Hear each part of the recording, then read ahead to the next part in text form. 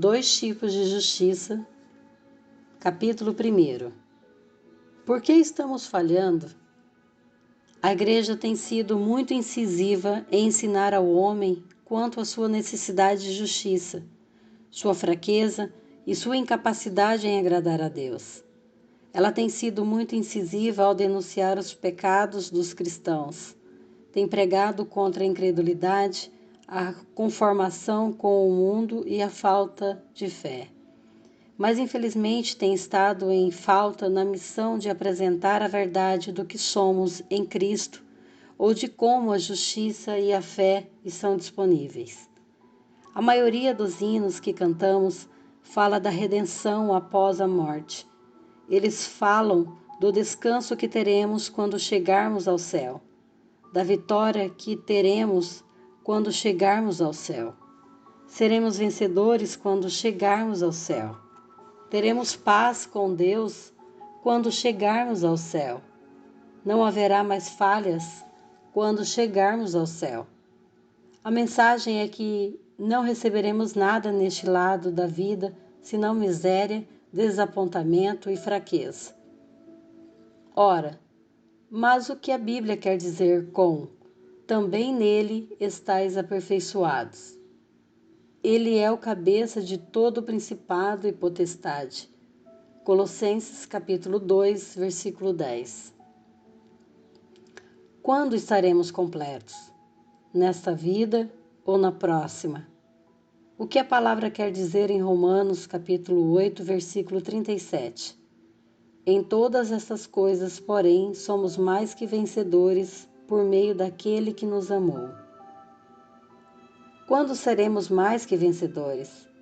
Após a morte, quando deixarmos este vale de lágrimas? E em Filipenses capítulo 4, versículo 13, tudo posso naquele que me fortalece. Quando seremos capazes de fazer todas as coisas? Quando terminamos o percurso e estivermos com Ele no novo céu e na nova terra? A Bíblia declara em Romanos capítulo 8, versículo 1, agora, pois, já nenhuma condenação há para os que estão em Cristo Jesus, quando essa promessa se torna nossa. Não ouvimos nada, senão condenação sendo pregada. Não se faz distinção entre o santo e o pecador. Quando Romanos capítulo 5, versículo 1, justificados, pois, mediante a fé, temos paz com Deus por meio de nosso Senhor Jesus Cristo, se torna realidade. Os pastores não pregam paz no presente, é sempre no futuro. Quando iremos encontrar essa coisa gloriosa chamada paz? Quando Jesus será feito sabedoria de Deus para nós? Isto é, justiça, santidade e redenção? 1 Coríntios capítulo 1, versículo 30. Isso acontece para nós na morte ou já é um fato agora? Aquele que nos conheceu o pecado, ele o fez pecado por nós, para que nele fôssemos feitos justiça de Deus. 2 Coríntios capítulo 5, versículo 21. Sabemos que a primeira parte é verdadeira, mas e a última? Nós nos tornamos justos na vida presente ou nos tornaremos justos depois da morte? Essa justiça é simplesmente contada a nosso favor ou nos tornamos justos em Deus? Essa redenção é metafísica ou é uma realidade? Podemos depender de Judas, capítulo 24? Ora, aquele que é poderoso para vos guardar de tropeços e para vos apresentar com exultação imaculados diante da sua glória.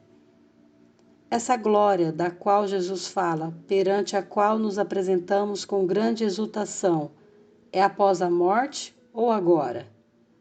Para mim é claro que vivemos e andamos em sua presença agora. Se Jesus não pode nos apresentar agora diante da sua presença com grande exultação, certamente ele poderá nos apresentar diante da presença do Pai com grande exultação após a morte. Se a morte é necessária para nos purificar do pecado, estamos em um infeliz dilema. A morte pertence ao diabo. Isso indicaria que Deus, em sua redenção, seria incapaz de nos dar vitória, que ele precisaria do diabo para completar sua obra redentora. Creio que o que a Bíblia diz sobre nós é absolutamente verdadeiro, que o próprio Deus é agora a nossa real justiça e que somos a justiça de Deus em Cristo. Estou convencido de que somos participantes da natureza divina.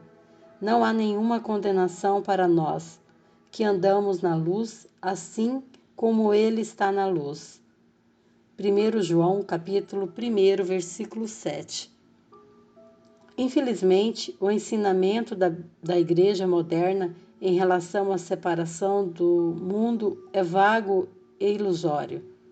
Uma parte da igreja ainda ensina que mesmo depois que nascemos de novo, temos a natureza caída em nosso espírito. Essa é a natureza do pecado que entrou em Adão na queda. O que isso significa? João capítulo 8, versículo 44 explica: Vós sois do diabo, que é o vosso pai. É a natureza de Satanás. Satanás transmitiu ao homem sua própria natureza.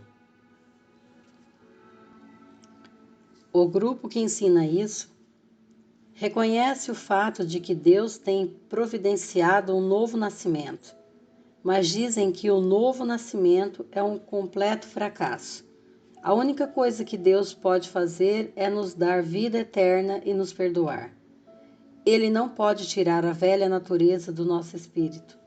Tudo isso é absurdo. Não é a verdade. Não está na palavra de Deus.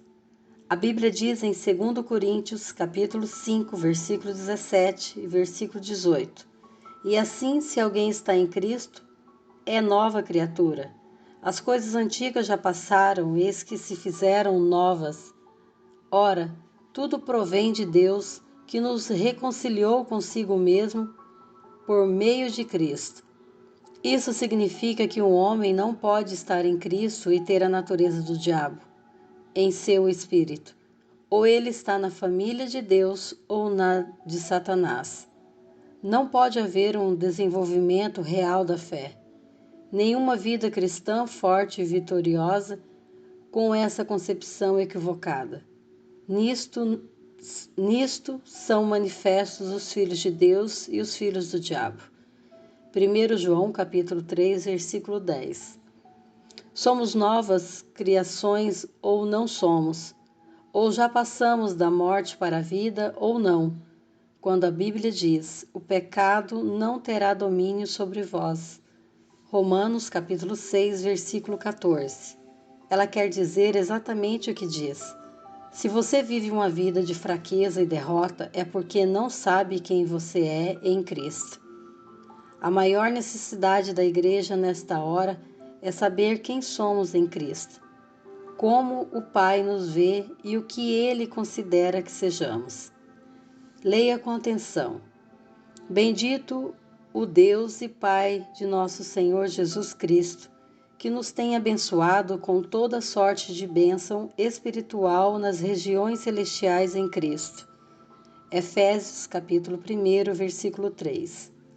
E a vós outros também que, outrora, éreis estranhos e inimigos no entendimento pelas vossas obras malignas, agora, porém, vos reconciliou no corpo da sua carne, mediante a sua morte, para apresentar-vos perante ele, santos, inculpáveis e irrepreensíveis.